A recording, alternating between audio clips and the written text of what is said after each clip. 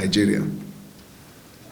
I want to begin by saying that it is a known fact that Mr. President is committed to delivering on good governance and promise that he has made to the Nigerian people. And the promise is to ensure that the Nigerian people's hope in the Nigerian project is renewed and that they in fact move from renewed hope to a much better life where people can have a testimony to say about the country that we live in. Government also recognized that in the course of executing the agenda of government, there will be feedback from Nigerians. Mr. President, as a father, is well aware of the things happening in the country because he's someone who pays attention to every detail. This is what all of us who serve him can attest to. He pays attention to detail. He is careful and he is committed. And so I want to start by maybe making it clear that the Charismatic Bishops' Conference is different from the Catholic Bishops' Conference. And Mr. President, your sister group, the Catholic Bishop, Mr. President, received the invitation of the papacy to attend the inauguration of His Holiness. And he's leading a delegation of some Catholic bishops on that trip, hopefully tomorrow. And this is because the Pope passionately requested the presence of Mr. President. We issued a statement yesterday stating the background.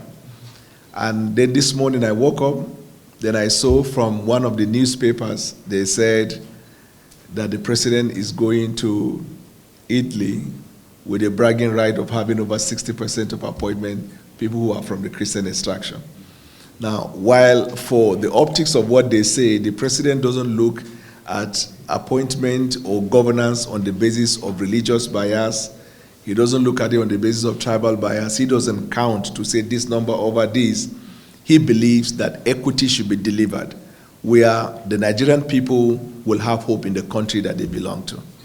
And so there are two things that has marked the administration of Mr. President. And in the coming days, our plan as we mark the second anniversary will be to communicate to the Nigerian people. We've been doing that, but in the coming days, we will lay them out one by one as the scorecard of Mr. President's effort in this regard. Thankfully, your conference appreciates and very profoundly itemized the things that you consider as the progress that we've made as a government. This is very impressive that you have paid attention to some of the things that this administration is doing. The decision that the President took, which at the beginning was tough, just as you rightly said, it characterizes the character of the President. And he applies the same principle in dealing with insecurity, which is why I want to allay your fears that on this matter of insecurity in the country, we will nip it. We will nip it in the bud. Mr. President,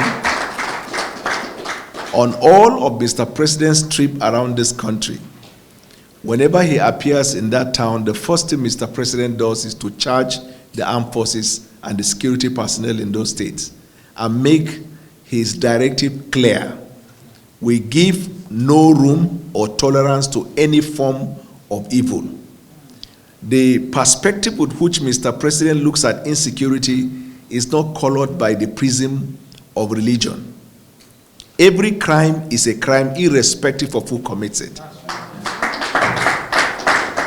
And Mr. President has made clear to all the security forces to deal decisively with any and every form of criminal activity. And as a people, we know that the crimes that are committed in this country are multifaceted. You have banditry, you have terrorism, you have insurgency, you have kidnapping, you have domestic violence. All forms of crime are treated as crime by Mr. President. Mr. President, too, has engaged and has been engaging with state governors because the security of life and welfare of the people, as referenced in the Constitution, who says is the responsibility of government, the government there connotes the federal government, the state government, and the local government. And because we recognize that, Mr. President has consistently engaged with the governors in areas he will need to help them, and in the areas he can offer his own advice on how the state governors can probably implement some of this advice for the purposes of dealing with insecurity. Very recently, Mr. President talked about his engagement with the governor of Plateau. He has had a meeting with the governor of Benue, and he has had a meeting with the governor of Zamfara. He's having a meeting with all of these governors and expressing his determination to support them in whatever way he can.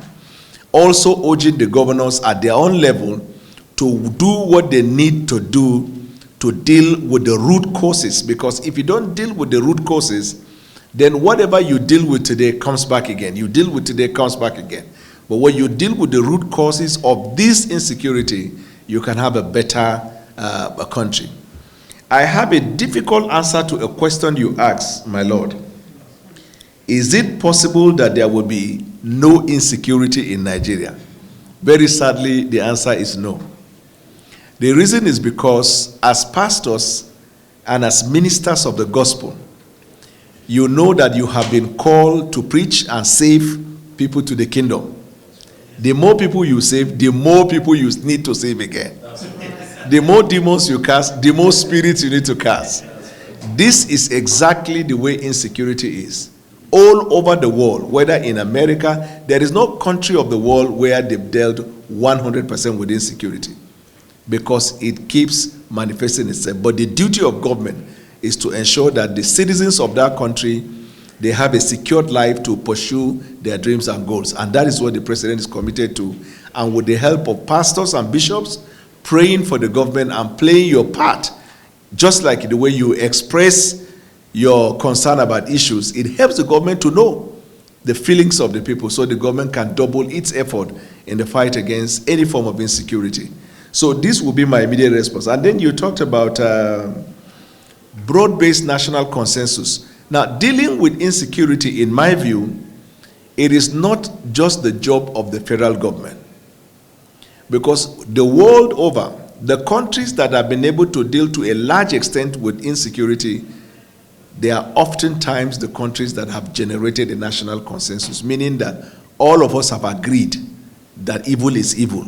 All of us have agreed that crime is crime. Nobody is shielding one, nobody is hiding the other, and nobody is playing politics with insecurity.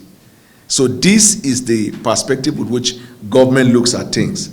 And I want to, on behalf of the president, assure my lords, your grace and your lordships, that Mr. President will continue to double his effort in this fight against insecurity and our drive for the economy.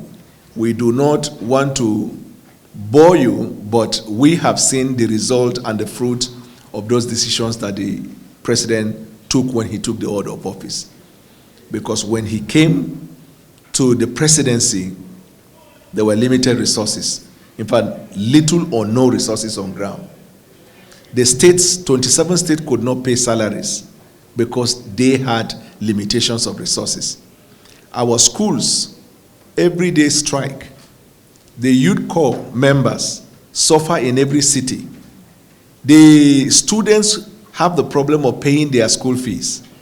And there are many other areas in which our people were badly impacted. But that decision of Mr. President, today we can talk about NELFON, which you rightly said, my Lord, how people can access funds to pursue their education. The corpers, there's an increment in their pay. The minimum wage, strike has reduced. You don't hear them talk about strike again because we're able to have a conversation with them on how to deal with this. States of the Federation were able to get revenue because of the increased allocation arising from the removal of subsidy. They can pay salaries, they can do projects. It's going all over the country, commissioning projects of states that are led by any governor from any of the political party, because he's a president for all and he's not a president for one political party. Now, lastly, with the issue with respect to the National Assembly, I would only say this, that we recognize the independence of the various organs of government.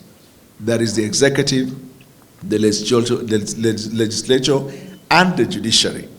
And the president respects that. If you have seen his demeanor, you've seen his conduct in the way he relates, he recognized this. And we want to keep ourselves within the bounds of our authority as provided by the Constitution.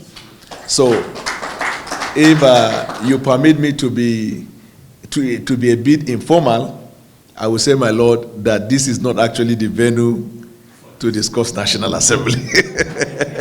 They have a big hall, they have a good place that communications can be made to them. But I know that the Nigerian people will be excited about your concern for peace in the legislature and progress in Nigeria.